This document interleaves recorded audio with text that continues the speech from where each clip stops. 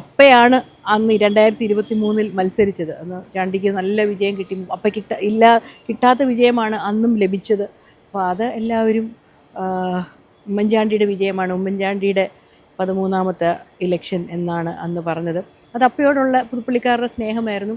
പക്ഷേ അത് കഴിഞ്ഞ് ചാണ്ടി ഇപ്പം 2 വർഷമേ MLA ആയിട്ടിരുന്നിട്ടുള്ളൂ, 2-2.5 വർഷമേ MLA ആയിരുന്നുള്ളൂ. ഇതിപ്പം ചാണ്ടിയുടെ വിധിയെഴുത്താണ്, ചാണ്ടിയുടെ പെർഫോമൻസാണ്. അപ്പം അതിൽ വളരെയേറെ അപ്പ ഇല്ല എന്നുള്ള ഫാക്ടർ വളരെ ദുഃഖിപ്പിക്കുന്നൊരു കാര്യമാണ്.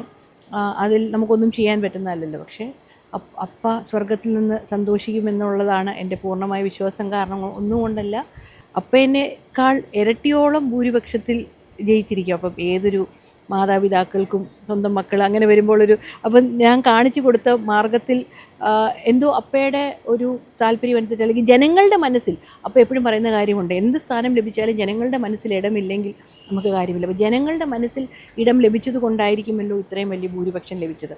അത് ഞാൻ വിശ്വസിക്കുന്നത്, ആ ഒരു ചിന്ത അപ്പയുടെ ആത്മാവിന് തന്നെ ഒരു ശാന്തി കൊടുക്കും, അല്ലെങ്കിൽ അപ്പ സ്വർഗത്തിൽ നിന്ന് സന്തോഷിക്കുമെന്നാണ് ഞാൻ